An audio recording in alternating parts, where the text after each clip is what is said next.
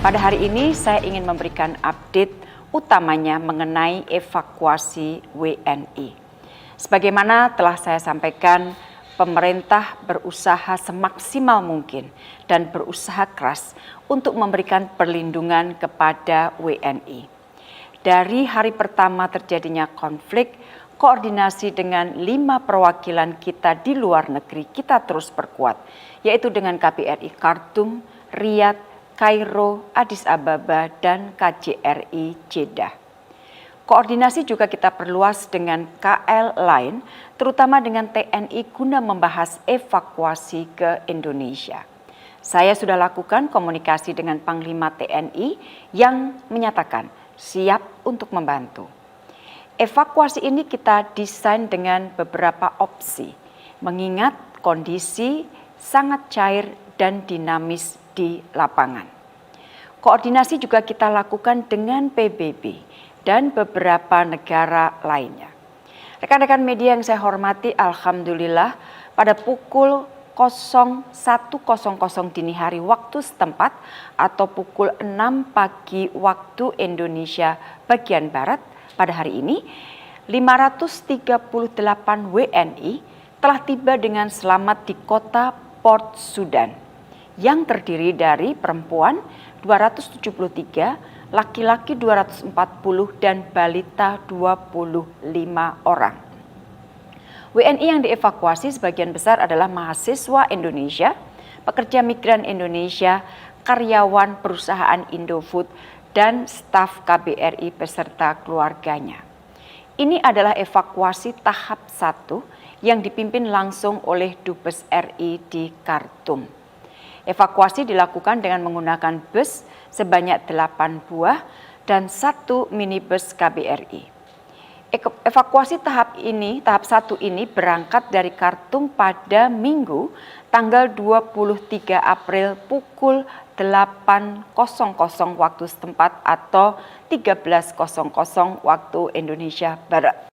Waktu tempuh perjalanan darat dari Khartoum ke Port Sudan memerlukan waktu sekitar 15 jam atau sekitar 830 km melalui kota Atbara, Damir, Miswar, dan kota Sawakin. Terdapat sekitar 15 pos pemeriksaan sepanjang perjalanan. Saat ini 538 WNI tersebut sedang beristirahat di rumah persinggahan di Port Sudan sebelum keberangkatan menuju Jeddah melalui jalur laut. Insya Allah persiapan untuk kepulangan ke Indonesia juga terus dilakukan.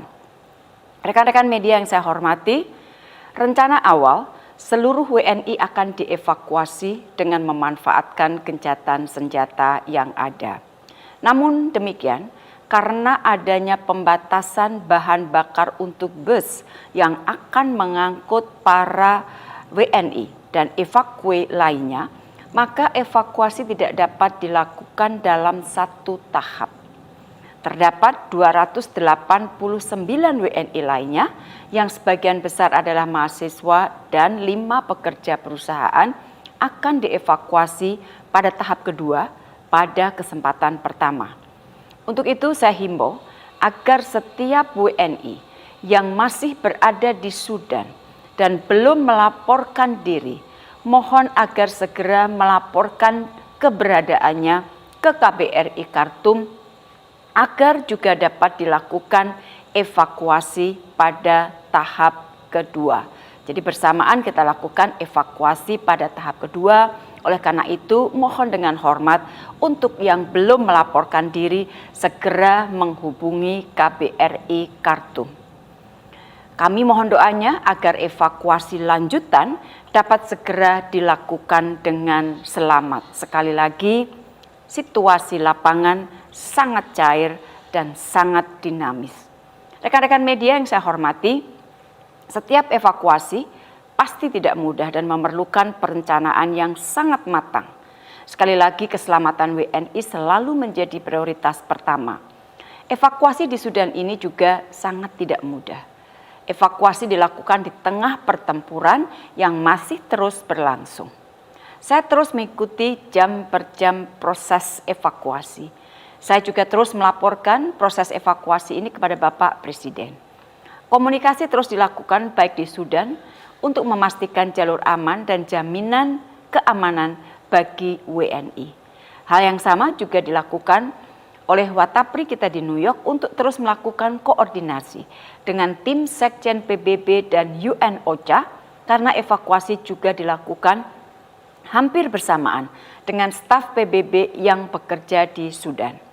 Dubes RI di Arab Saudi dan Konjen di Jeddah juga melakukan komunikasi dengan otoritas di Saudi untuk memastikan proses lanjutan berjalan dengan baik. Rekan-rekan media, tim kecil perbantuan untuk evakuasi juga telah bergerak, baik yang dari Jakarta dipimpin oleh Direktur Pelindungan Warga Negara Indonesia dan tim perbantuan dari Riyadh dan Jeddah. Pagi ini, tim evakuasi juga akan berangkat menuju Jeddah dengan pesawat TNI Angkatan Udara yang terdiri dari tim pengamanan TNI, tim kesehatan dari Puskes TNI, dan personel dari Kementerian Luar Negeri. Itulah yang dapat saya sampaikan per hari ini. Sekali lagi kami mohon doanya. Pemerintah akan berusaha sekuat tenaga untuk membawa WNI keluar dari wilayah konflik dengan selamat.